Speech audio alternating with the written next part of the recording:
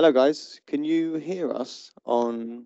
Oh, the mic's off. Here we go. Hello.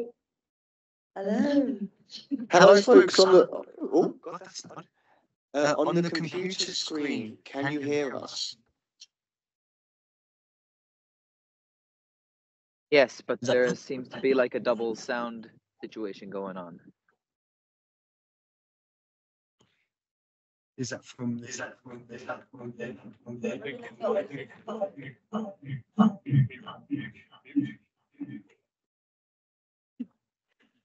that any better?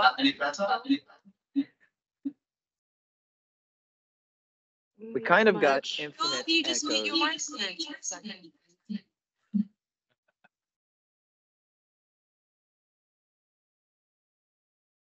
microphone.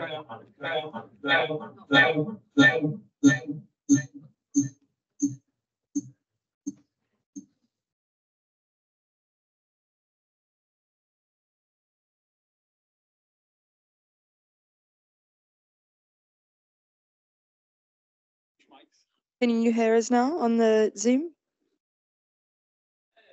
Yes. Wonderful. Thank you.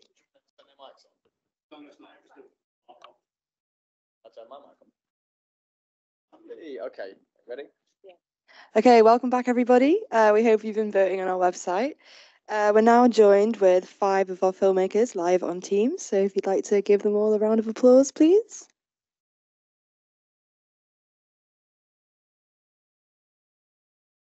And to our filmmakers that are joining us, my name is Isaac and this is Maz, and we will be hosting the Q&A.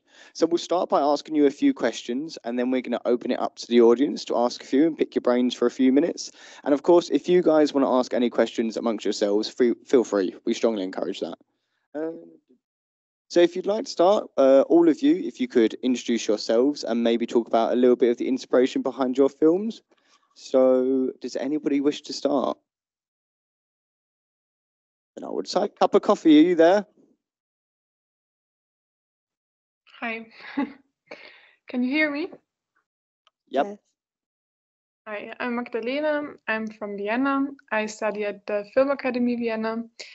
And our film is A Cup of Coffee. And we did this as part of an exercise we have to do at university. We shot, each of us in my year shot a movie in the studio at the Film Academy.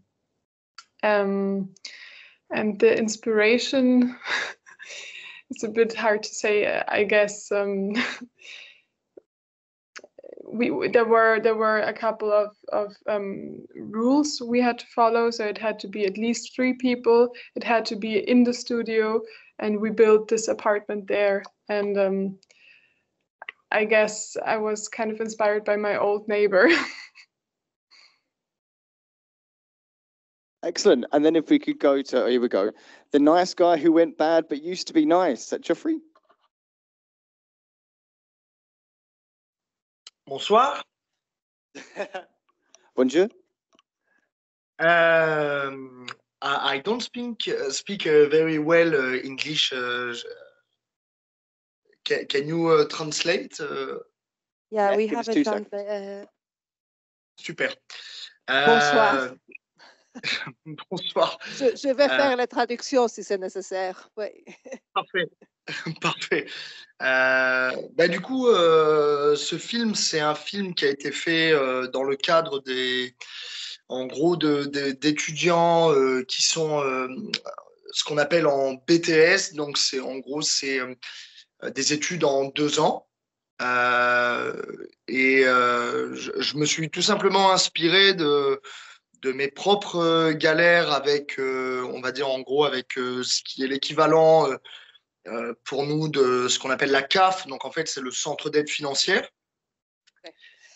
So, yes, the film was made in the context of some studies over 2 years. And the inspiration was from his own experiences in the context of financial aid, like benefits system, basically. Yeah. C'est ça. Et je me suis inspiré également d'un fait divers qui a eu lieu en 2012 dans une ville en France où il y a quelqu'un justement qui n'arrivait plus à toucher ses aides financières et qui est allé s'immoler dans le centre d'aide financière. And apart from that, he was also inspired by an event that happened in 2012, whereby somebody who had problems, he wasn't getting benefits anymore, ended up putting fire on himself. That was in a city, in another town in France, not in Paris. So yeah, based on a real life event, basically. Yeah. Mm-hmm. Yeah, that's enough for now. Merci. Now, Giovanna, I hope I'm pronouncing that right, I'm sorry, from Syllable Name. If you could introduce yourself and explain, please. Hi, hello. My name is Giovanna Castellari. I'm from Brazil.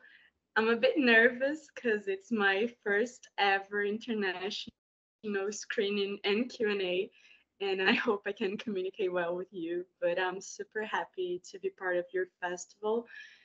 And my film, Syllable Name, the inspiration came from a book from a Brazilian thinker and professor called Paulo Freire. The book is called Pedagogy of the Oppressed, and it talks about Paulo Freire. It's a figure that talks about illiteracy in Brazil. He has a method that teaches a lot of people how to read and write, and it's basically something that takes the social context in which these people are in, and then takes this to bring it closer, bring literacy closer to them. And so I knew I wanted to talk about this. And then I started to think about my character, and I wanted it to be a woman. And I thought about a seamstress because it's a job that don't require reading and writing. And then this whole puzzle came in front of me, and I just started to complement it. And it was my final work at FAP, my school. Excellent, thank you. And now we will go to what's so special about a lemon. Is that Jonathan? Yes. Hello, everybody. Nice to see you all. My name is Jonathan, and I'm from Sweden, and I made the What's So Special About a Lemon. And that was also, as many of you have said, a project for as a examination for the last year of school. And inspiration behind it was, I guess, a couple of things. One of the primary things was the year before my upperclassmen, one of them did a movie that I was a focus puller on that one, and they had a couple of kids playing the lead roles, and I was like, I didn't really like the way it turned out in that movie, how they worked with the kids, and I was thinking for like half a year, I was like, how would I do it if I had working with a child? How could you make a movie in a way with these restrictions that we had 5 days to work. We didn't have a budget more than like £250 or equivalent. And how could we make a 7-year-old last? How could she keep up her energy and make it a fun experience for her? So that was kind of the inspiration for that, because I'm an actor originally turned filmmaker. Sorry if you can hear that. That's my cat screaming in the background. No, you're all good. Yeah. Shut up. But that was, I lost my train of thought there. But no, I was an actor before, and then I've been working a lot with children's theater. So meeting a lot of kids, like very young children, it's so fascinating to get inside their minds and like kind of explore their psychology of like how this thing gets so big, these tiny things in their lives, and how grown-ups perceive them. And every time I watch it, I wish that I could have done more. You have a small budget and stuff like that, and a small window of time, but it's still look upon it fondly. And I adore the girl that plays the lead role, because she's just, I think she's magnetic, and she just like that. I love her. So that's the background for that. Well, that's fantastic. Thank you. Thank you. And can we also now have frequency? Zsófia? I'm really sorry. I hope I'm not pronouncing that. It's okay. Can you guys hear me? Yes. Okay, thank you. Hi, everyone. Thank you so much for letting me be here. Well, the inspiration for frequency came from an early childhood memory of mine. The exact same story happened to me as well. We were just young kids playing around with a walkie-talkie, and I was living next to a forest.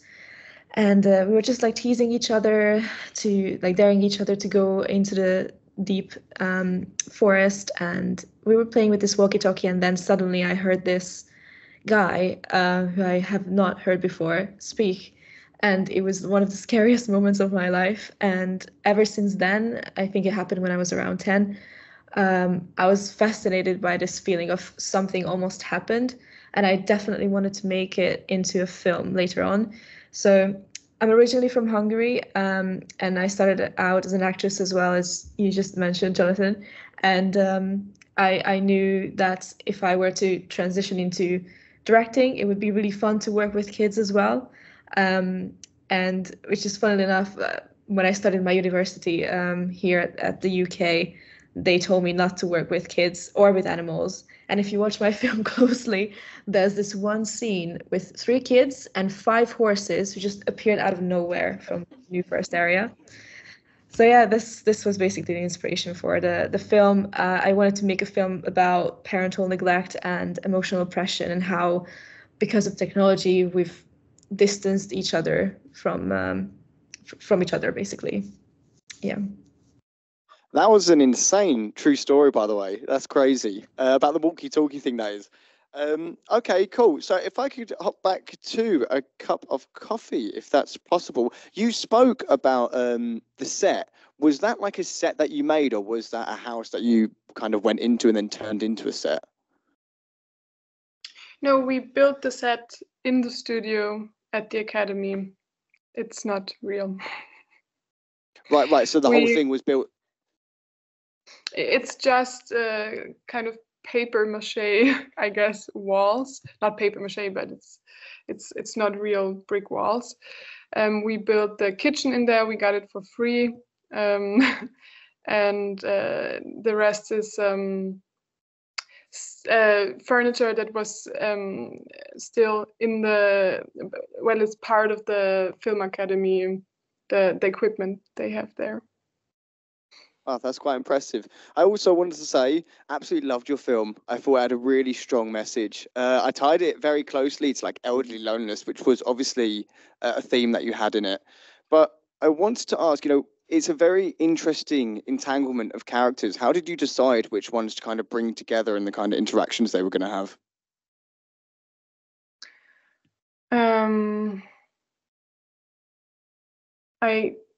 I don't think I remember that. I think it was just, I think it was based on the idea of someone, wanting to invite people who are usually not invited into the apartments.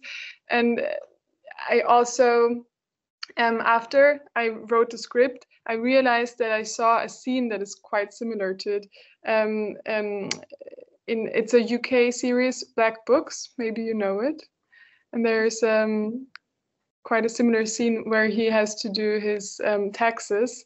And in order to avoid them, he invites also, I think, Jehovah's Witnesses or Mormons inside. And so maybe that was also lingering in the back of my mind. I don't know. But yeah, as I said, we had to have at least 3 characters, and so I just thought of who also goes from door to door and tries to talk to people or get to try to collect money. Well, if you're struggling to remember that, this one might be quite difficult. There's a shot where it lingers on a painting. And it's got a really weird tone to it. I just wonder if you could elaborate on that at all. It was just, Oh my God. do you remember that? Yeah, I actually, I almost forgot about that, but the painting was the inspiration for everything. Oh, right, there you go. Because we were 16 people in my year, and 8 of us wanted to try to do like an episode as part of a bigger film. And we decided that we're gonna choose a painting and everybody will tell a story based on that painting. But it turned out that we interpreted that very differently. And I thought that we're gonna tell the painting is the apartment. And I'm not sure if you actually can recognize that the set kind of looks like the painting because it's very different lighting, and that's a mistake I realized afterwards. But yeah, so the mood in the painting was kind of the inspiration for the idea of the film, and that's why it's also shown so prominently. But it worked great. It had my attention. Very nice. Now going back to Jauffrey and the nice guy who went bad but used to be nice. I think this was one of the most unique films I've ever seen, and I really enjoyed it. I know there was a lot of buzz through the fiction programming. The title is quite a handful. I was just wondering if this was deliberate, and if so, what was the intention behind that? If you could elaborate on that, please. We're also going to bring in our translator. No, yes. Sorry. Hello, Geoffrey. Yes. Alors, Maz ici dit qu'elle aime beaucoup votre film parce que c'est unique et en particulier, elle demande pourquoi vous avez choisi ce titre très long mais mémorable aussi. Oui, d'accord. Okay. Ben, en fait, l'idée, ça a été de traiter ce film un petit peu comme une fable, comme un conte. Et donc, j'avais envie d'un titre un peu long parce que ça me donnait une impression justement de conte, comme s'il y avait le titre. Donc, en français, ce qu'on a, c'est celui qui devint méchant. Alors qu'au départ, il était gentil, assez en dessous. Donc, c'était comme un titre et un sous-titre. Puis parce que ça me faisait bien marrer aussi d'avoir un titre à rallonge. Right. The idea behind was to create a title that suggests a story, the beginning of a story or a suggestion of a story.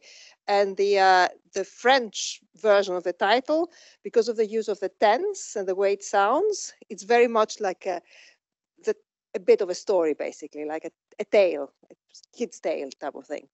So yeah. That's the question. Very nice. Thank you. Yeah. Also, the whole style of the film I thought was again just really unique. Like the sorry, I should be looking up here. Like the costume design and even the style in which the actor was acting, like the facial expressions was so intense and unique. I just wanted to ask if there was any inspirations that any films in particular or directors or anything which inspired that? Oui, la question c'est par rapport au style, par rapport au style de votre film et si vous avez des films en particulier qui vous ont inspiré pour ce style particulier. Pourquoi? Bien sûr. Ouais. Mm-hmm. Alors, moi, je suis très influencé par on va dire en gros le style narratif d'Albert Dupontel, qui est un réalisateur français, où on retrouve un peu dedans des inspirations de Jean-Pierre Jeunet. Et évidemment, il y a eu aussi dans le style, dans les costumes, dans la photographie, du Wes Anderson, un petit peu de The Grand Budapest Hotel, quoi. Two of the references are French. I'm not sure how many people will know here. Est-ce que vous pouvez répéter le nom des réalisateurs français, s'il vous plaît? Bien sûr. Alors, c'était l'inspiration principale, c'est Albert Dupontel. Albert Dupontel. OK. Voilà. Oui. Et après, la deuxième, c'est le cinéma de Wes Anderson. Oui, mais vous avez Wes Anderson, everybody knows Wes Anderson. But Albert Dupontet, je ne sais pas, I don't actually know if anybody here knows. Le cinéma français ici, on connaît quelque chose, mais pas beaucoup moins qu'en France. Alors, je ne sais pas si l'audience ici connaît Albert Dupontet. Vous avez dit un second réalisateur français. C'était quoi le nom? C'est Jean-Pierre Jeunet. Ah, Jean-Pierre Jeunet. Jean-Pierre Jeunet. Oui, voilà. Okay. These are the references. So look them up on Google if you're not sure. Okay. That's it. Okay. Alors, je pars maintenant, mais je retourne s'il y a d'autres questions pour vous.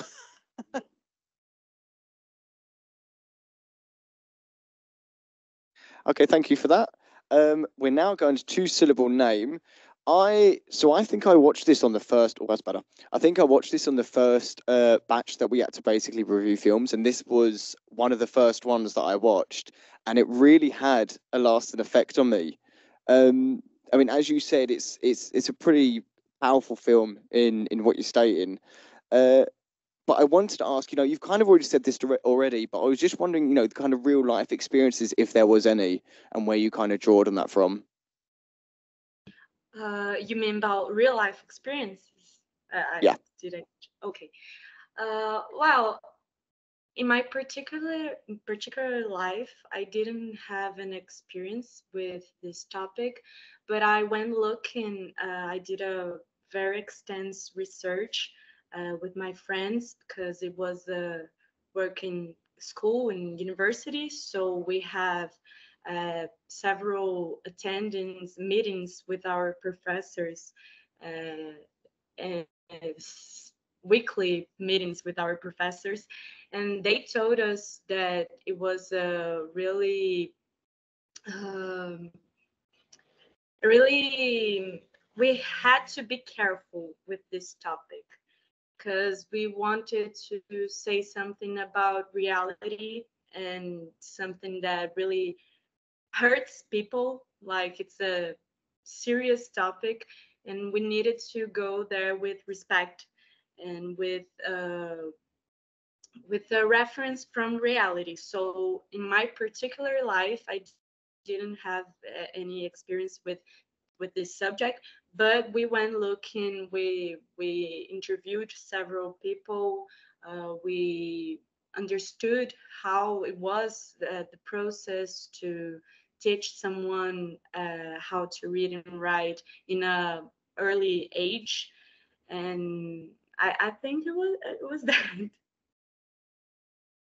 The relationship, I've seen films tackle a similar topic, but this felt very raw and very emotional, and a lot of that is also due to the chemistry you built with the actors.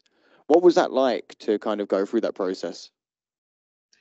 Well, casting was a really tough question for me. I was really picky with my actors because it's, in my opinion, it's the most important thing, and it was also the thing that gave me most fear dealing with actors. So I really wanted to work with a cast that knew more than me, experienced actors. So I went looking in theater. I went seeing plays from this actor's live plays, and because I think it's a more approachable way to meet them and to see them in front of you, like a more analogical way through our digital life. And then I chose Mariana Muniz, who plays Sida. I think she really gave a force to our film. She really, I don't know, I think she is the film, actually.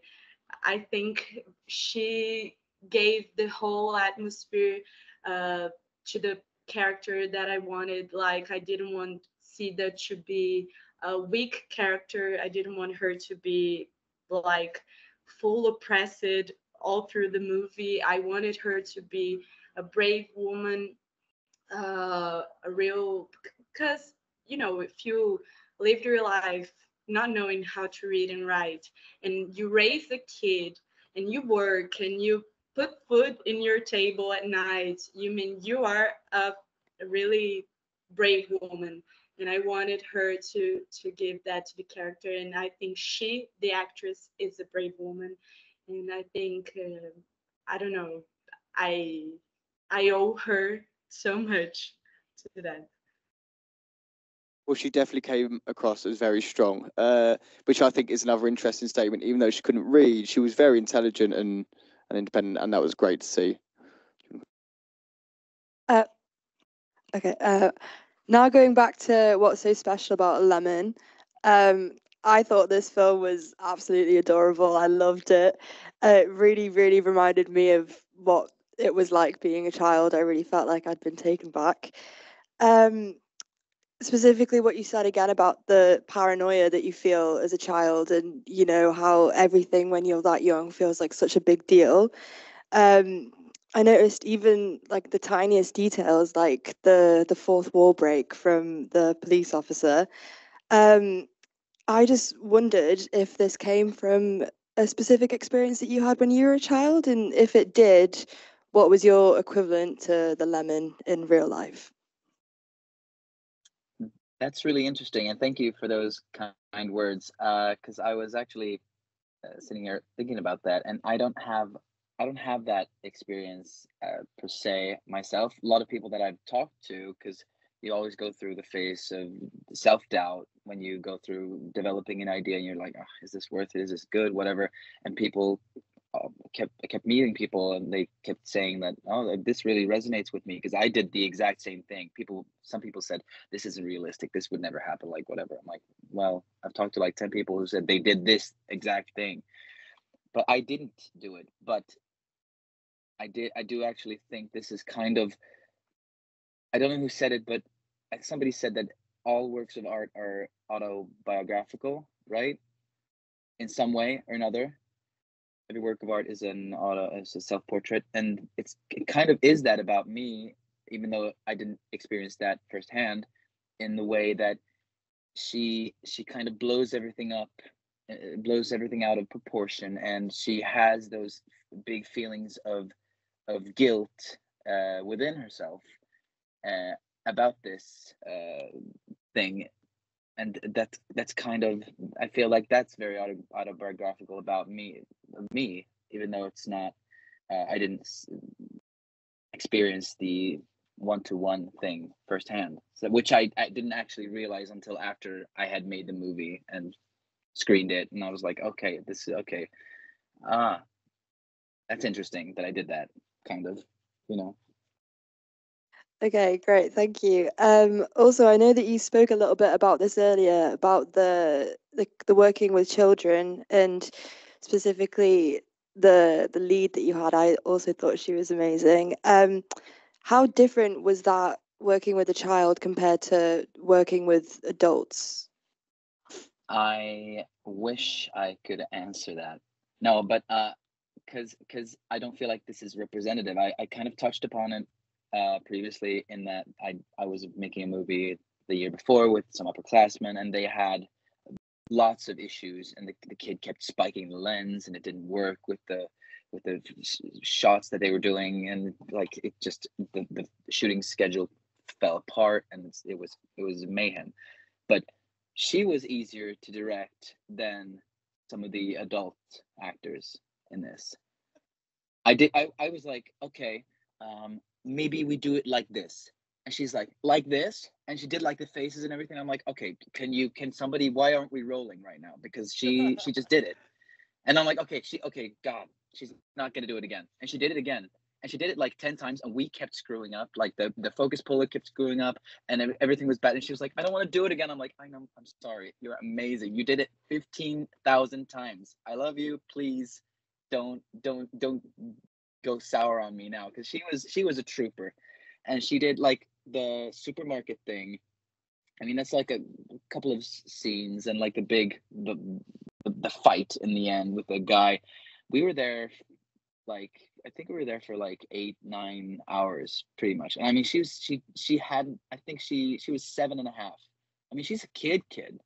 you know, and she was carrying this movie. It was so she was a real trooper. So I don't think that I will be this fortunate working with children again for some reason, you know, because I feel like this wasn't representative of what it's. So I could, if somebody's looking for tips, I can't give you any because I just lucked out, I feel like. Well, that was excellent, mate. I will say you had a few chuckles in here as well, so there's obviously a fair few people who can relate to the story. Okay, now we're going to go to We're going to go to frequency. Now, I love horror films, and it did make a few people jump. I did hear a few gasps in here, so it definitely done its job, and it done it very well. Again, this is a kind of similar topic that we're going on. What was your experience? You again, you listed it earlier. Your experience with working with a child actor. Well, actually, you worked with a few. What was that experience like? Yeah, exactly. I started out as an actress working on films from a very, very young age. Like I was 13 when I was first on set. I was very lucky to experience the life of a film set from a very young age. I was also very, very fortunate because I had amazing directors literally holding my hands and amazing scene partners as well. So I knew that if I were to work with kids in the future, I want to have the same treatment for them as well. I want to look at them as adults and not to treat them as kids, if that makes sense. I was very, very lucky with them as well because we've looked at many kids. I would say like over 50 or 60 kids for each role. There were so many applicants, and they were all. It was a tough choice because there were some amazing auditions there.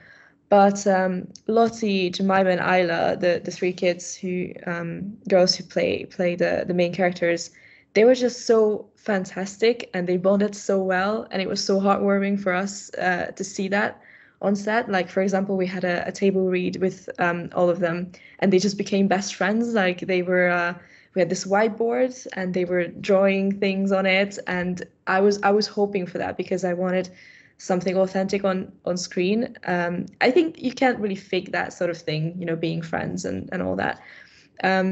They were professionals, incredible people to work with, and the horses, I mean, you know, as I mentioned, they just came into the frames randomly. There was this one moment where I thought that, oh my gosh, this kid Lottie who plays Riley in the film, she's even more professional than I am, because we were shooting in the middle of the night in the middle of New Forest here in Southampton, Hampshire, and the sticks, you know, the tripod was sinking with the camera on it because we were in mud and it was raining and it was dark.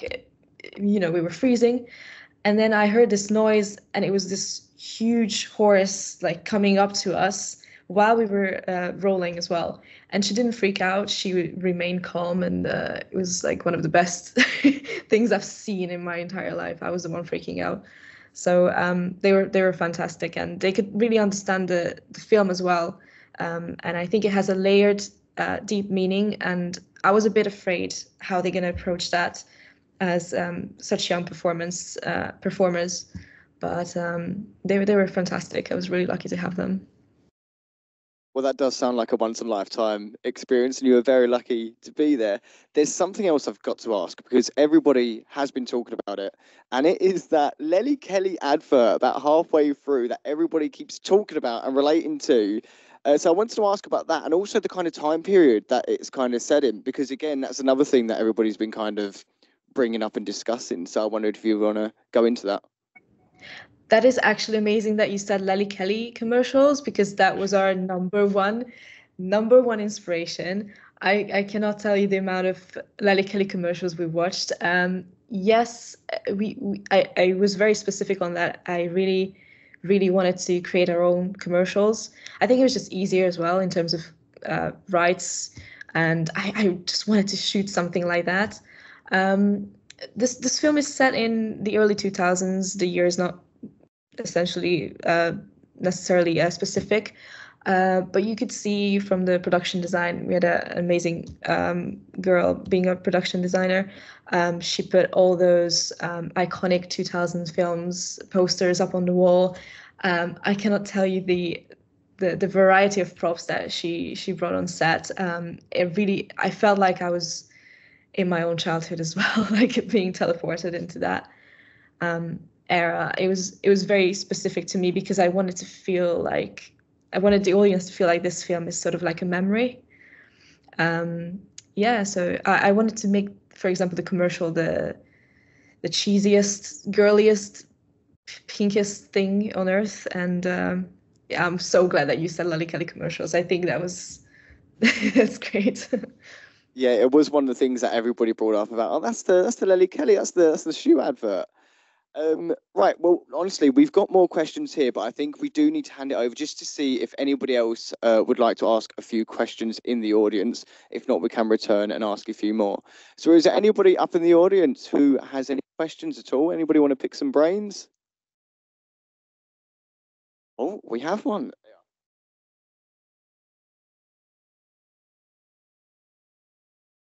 Jonathan, how did you film in a supermarket? I want to know. How did you just walk in? How do you mean? Actually, I was very nervous about that part because I was not anticipating that it was going to work, and I was super nervous, walking in there, and I just flagged somebody down and like, hey, can I talk to the manager? They're like, yeah, okay, sure.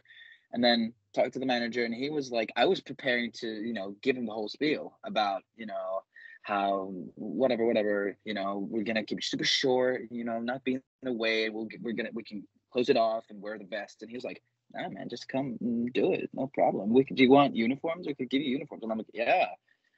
I'm like, yeah. They even just give it to us and we'll just wash it. You don't have to do anything. It was super chill. And I think because the school that I went to, Skurups Folkhögskola, which is like a community college, a very tiny school, but it's like been going on for 40 years or something. So it was in a tiny town. And so the film students there always they always went there. There's like every couple of years somebody made a film in the supermarket. So I think that kind of helped being a town of like 8,000 people or less, So that's my tip of going to a tiny town, because they will love it and they'll love the exposure.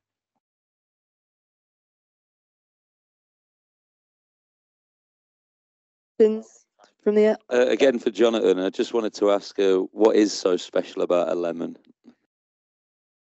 Why did you choose a lemon? That's up for you to decide. No, I'm kidding, but that's actually everybody's asking that, and I'm like, I don't know, because I was writing this. I was sitting in a cabin. I was working as an actor in a summer job, and I was in a cabin by kind of like seaside, and I was just sitting there trying to come up with stuff for my senior year, and I was like, I'm gonna do like a senior movie. What's it gonna be about? Do I have any ideas? No. And then I just like panned over, looked over, and I saw just like a lemon sitting there, and that was like there's wood, and there was the blue, and white, and all the colors that are frequent in this movie, like the wood and the brown and the blue. It was just like, it just really popped because the yellow is the antithesis of the blue. So the image there just stuck with me, and I'm like, I have to make something. This lemon just like spoke to me. So why, if it was a line, not really. There's something special about a lemon. I don't know what it is, but kind of, it's an attack on the senses because it's this bright yellow. And the guy, the set designer guy, he really took it upon himself. He's like, okay, I got these 8 lemons, and they are amazing. They look so good, and they're really round, and they look the exact same. And I'm like, dude, you went above and beyond, and we're gonna use 1 lemon for the entire shoot week. But he's like, I got these 8 lemons, man, and they're really good. They're really good. They look the exact same, man. So what the lemon represents, childhood obsessions. I mean, some I don't know, somebody in there can relate. If you just like, when you were a kid, 5 years old, you just saw something in the supermarket, you're just, okay, I'm gonna have this. Why? I don't know, because I love it. Do you love it 5 minutes later? No, not really. Was it worth it? No, not really. It's arbitrary. Thank you. And I'd also like to ask Giovanna, At the end of your film, it's bittersweet because she's on a journey to learn how to read, but she's now seemingly unemployed. So I was just wondering, in your mind, what's next for this character? Okay, I like your question, and I think you got it well. I think I wanted to be bittersweet because I wanted to show that life is bittersweet. You can't always win, and you can't always lose as well. And I think what's in for this character is a journey, maybe alongside the teacher and her granddaughter. I don't know, finding a new job, a job that she can explore more mentally and like a less manual job. I mean, I think that's in for this character. Thank you.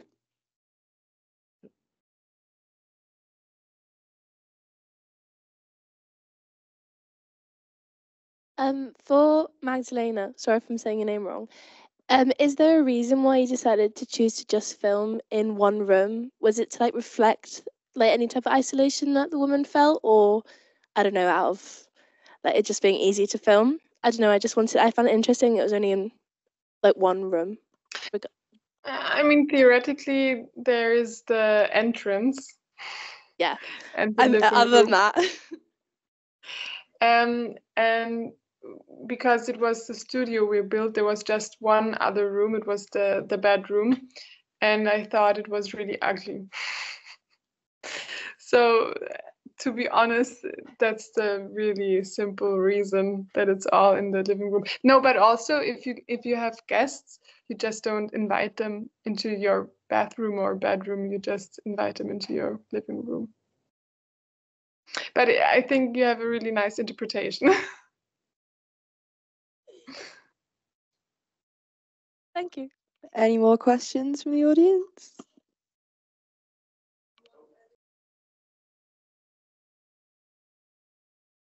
Okay. I've got a question for Jauffrey. I'm really sorry if I've said your name incorrectly. I really enjoyed the way you filmed your filming like a Wes Anderson. Are you okay with you? I enjoyed the way you filmed your film in like a Wes Anderson style, but talked about like such a social issue in a light-hearted way. How would you recommend doing that? Because for one of our modules, we have to talk about representation of people. So I was wondering how to deal with like a serious topic, but in a light-hearted way. Like, how would you recommend best to do that? OK, la question c'est pour Jauffrey. Et ce que Chloé est intéressée, c'est comment vous pouvez, elle pourrait utiliser votre idée pour faire des sujets difficiles, des sujets qui sont sociaux et politiques importants, mais en une manière qui est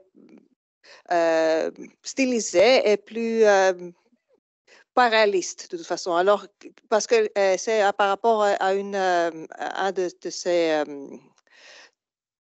de films qu'ils doivent faire, dont ils doivent représenter des personnes de manière différente. Alors, elle veut avoir des idées.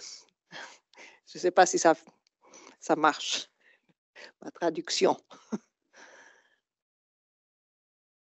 Vous avez le microphone off. Je n'écoute rien.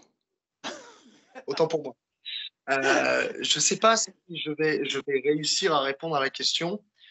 En tout cas, moi, dans le processus de création, l'idée, ça a été de travailler en caricature parce que je considère que des fois, c'est ce qui nous permet d'avoir le constat le plus pertinent sur une certaine idée qu'on veut exprimer.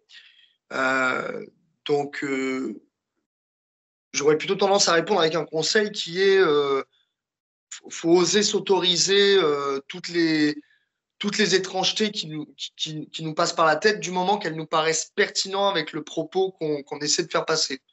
Je ne sais pas si je réponds bien à la question. Okay. Well, he says he can't completely give you advice, but his choice was to do something that was like a caricature. caricaturesque, like a sketch. But what he also would suggest that anything that you feel that relates to what you want to communicate, even if it feels wacky or strange or whatever, don't project, keep it, think about it, don't relate it. So basically allow yourself to explore different ideas that might seem strange to start with. So basically challenge yourself in that way. Merci. Non, je crois que c'était une réponse intéressante par rapport à la question. Other questions?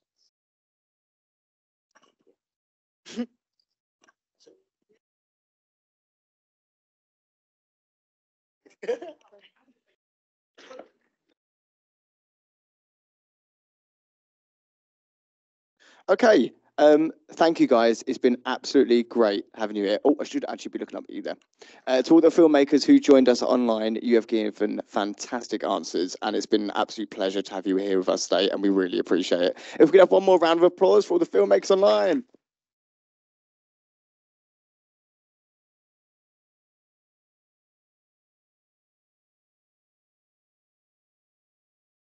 Okay, excellent. Yeah, cheers, guys. Right, we're going to leave it here, if that's okay. Do we just need to type the experimental?